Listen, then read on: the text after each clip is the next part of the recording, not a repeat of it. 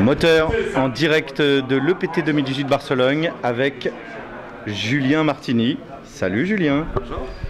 Alors Julien, ça fait maintenant pas mal de temps que tu joues au poker, mais tu as fait une année 2018 tonitruante, si je puis me permettre. Plutôt, ouais. L'année 2018 c'était une année assez particulière parce que c'était une année où je voulais vraiment me consacrer exclusivement au cash game. Et finalement, c'est l'année où j'ai eu le plus de performances en tournoi, ce qui était vraiment plutôt inattendu. Donc ouais, ça a commencé en mai avec un titre WPT. Ensuite, il y a eu ce bracelet et enfin cette seconde place la semaine dernière. Voilà. Alors, Julien, peu de monde te connaissent, à part les pros qui te connaissaient déjà.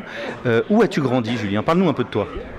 Je suis né en Seine-Saint-Denis dans le 93, je suis d'origine corse et j'ai grandi dans le 78 à HR, donc dans la banlieue parisienne. Alors, à quel parcours professionnel étais-tu destiné avant de basculer dans le poker? Qu'est-ce que tu voulais faire?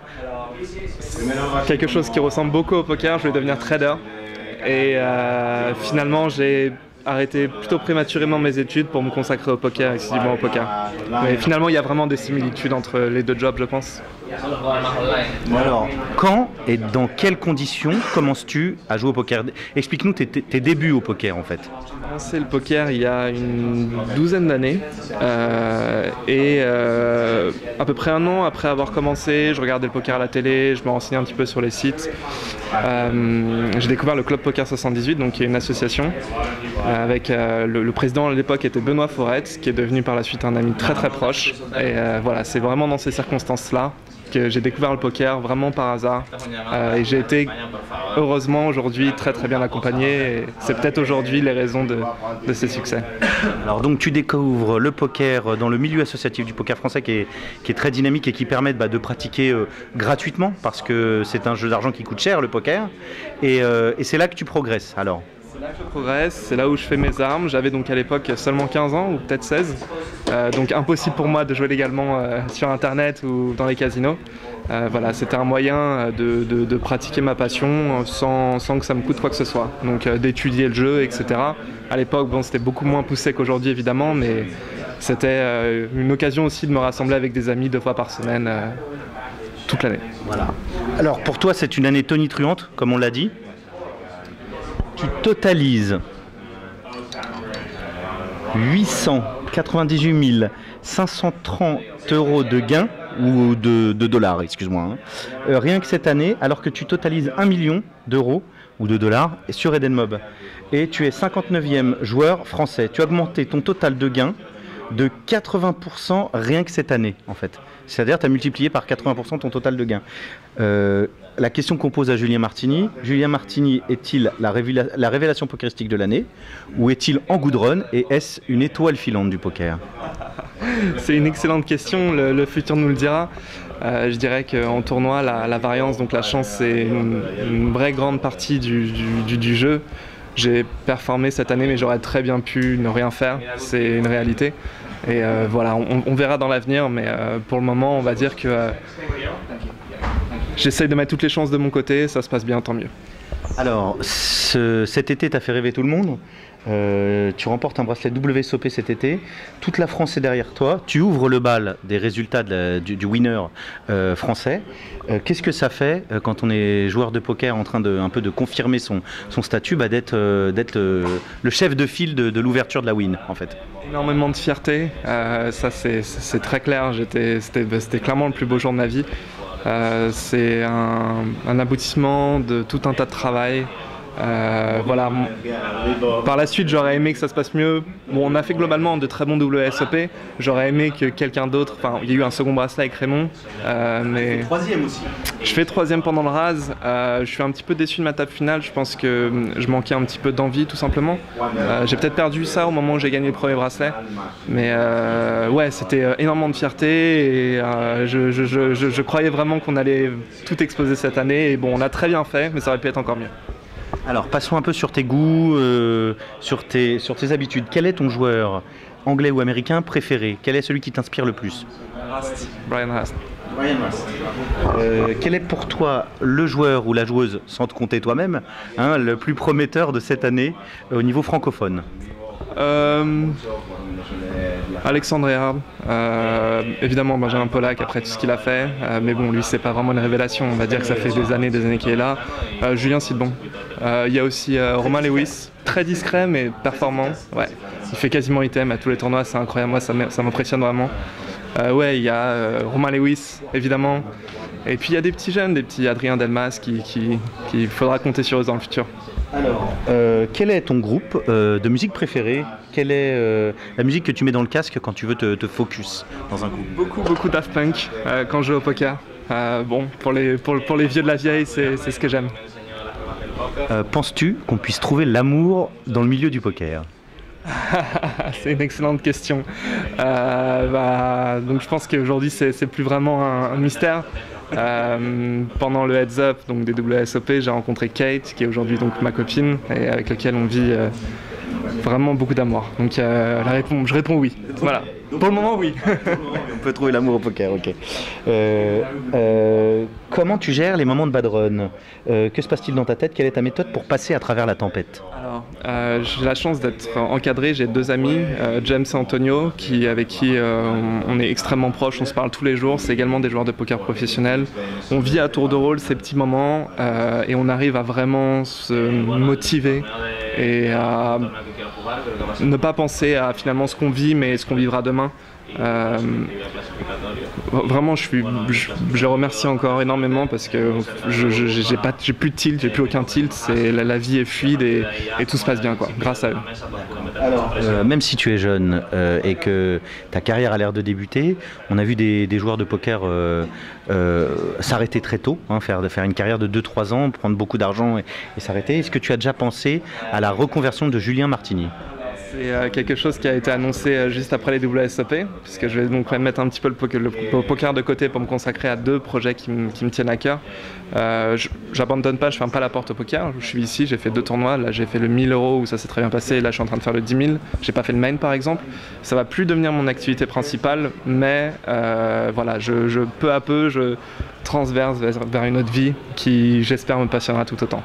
Alors, tu viens de nous parler du 1100 € le PT national, où tu finis 2e, donc où tu confirmes un peu ce statut du joueur du moment.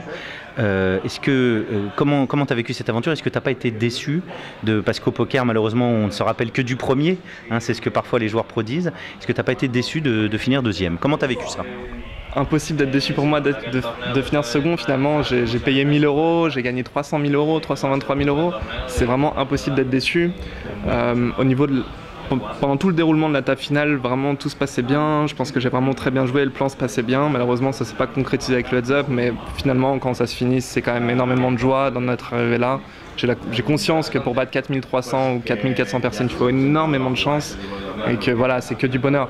Et aussi, je pense également que le fait que ça soit un joueur amateur, un récréatif qui ait gagné le tournoi, c'est quelque chose de très très bien pour le poker français. Ça montre que n'importe qui peut battre n'importe quel pro. On a commencé le heads up avec 75 big blinds, vraiment, donc il m'a battu à la loyale, il n'y a aucune excuse à avoir. Voilà, non, je pense que les choses se sont déroulées telles qu'elles le devaient, et bon, j'ai pas gagné, tant pis, mais je suis très très heureux. 2e, c'est très bien. 2e, c'est très bien. Il avait l'air hyper sympa, ce mec en face de toi. La table finale s'est extrêmement bien passée. L'ambiance était très conviviale. Finalement, on n'avait pas vraiment l'impression des enjeux, même si pour la plupart des gens à table, c'était le one time en fait, le plus gros event qu'ils allaient vivre dans leur vie probablement. C'était une excellente ambiance. À refaire. Parfois, l'image des joueurs de poker, les joueurs de poker ont une mauvaise image. Est-ce que ça t'a gêné ou est-ce que ça t'a dérangé dans ta vie de tous les jours? Effectivement, c'est pas évident vis-à-vis de la famille, mais aujourd'hui ils l'acceptent. J'essaye de pas toujours dire ce que je fais réellement, les gens ne comprennent pas vraiment.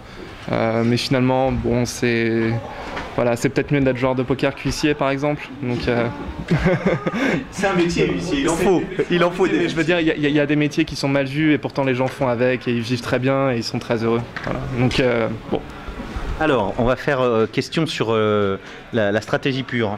Que penses-tu du stacking? As-tu déjà été stacké ou as-tu déjà stacké? Le stacking, c'est une part maintenant très importante au niveau des tournois parce que la plupart des buys sont extrêmement chers. Très peu de joueurs finalement jouent avec 100% de leur action.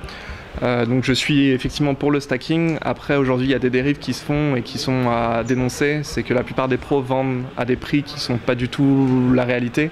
Aujourd'hui, quelqu'un est censé acheter un actionnaire doit acheter de l'action à 1 pour 1, à 1,05 pour 1 et pas à 1,30 comme je peux le voir par-ci par-là. 1,30, ça veut dire que la personne, le joueur, est censé avoir 60% de ROI. Sur un 10 000 euros, personne n'a 60% de ROI. Voilà, donc c'est quelque chose que j'encourage. Après, c'est quelque chose qui doit être un petit peu maîtrisé. Les investisseurs doivent avoir parfaite connaissance de ce qui est en train de se passer. La plupart des investisseurs investissent à perte lourde, malheureusement. Deal or no deal? Est-ce que tu aimes dealer ou no deal? No deal. La question est claire. Freeze out ou rebuy? Rebuy. Toi, tu es pour le rebuy? Je suis pour le rebuy pour la simple raison qu'aujourd'hui, de voyager, ça engendre des frais conséquents et que finalement, quand on peut rebuy, ça nous permet de finalement comme vivre plusieurs voyages en un seul séjour. Je trouve que c'est vraiment important pour la pérennité du poker d'instaurer des rebuy. Alors, on va parler de quelque chose de plus personnel, de plus privé. Je me souviens d'une soirée qu'on avait fait il y a 8 ans à HR avec un gars qui s'appelle Saber. Tu connais très bien Saber. Depuis l'eau a passé sous les ponts, vous avez fait tous les deux un beau bout de chemin. Saber a aussi confirmé son statut. Est-ce que tu as des nouvelles de Saber? Est-ce que vous... Très régulièrement, c'est un ami très proche et que je considère comme un membre de ma famille. Donc oui, on se donne régulièrement des nouvelles. Malheureusement, nos chemins sont un peu séparés, mais ça ne nous empêche pas de rester très proches et de s'aimer l'un l'autre. Alors le petit jeu des tu préfères, tout le monde y est passé. Donc tu préfères te réveiller un lendemain de cuite mémorable avec une blonde moustachue que tu ne connais pas dans ton lit et une vidéo sur ton compte Facebook complètement ivre à chanter I Will Survive avec la blonde avec un commentaire de ta maman qui dit mais qu'est-ce que tu fais Julien? Ou tu préfères te faire hacker ton compte online le plus garni en bankroll? Ah, c'est close. Combien il y a sur ce compte?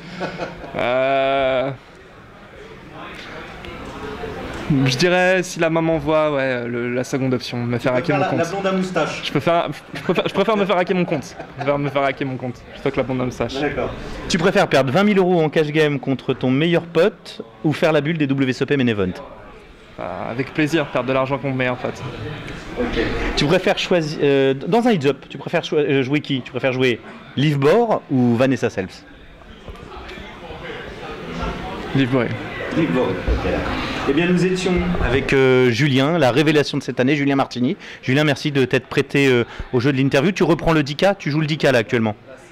Du break et je vais courir rejoindre mon site. Merci Julien, à bientôt. Au revoir.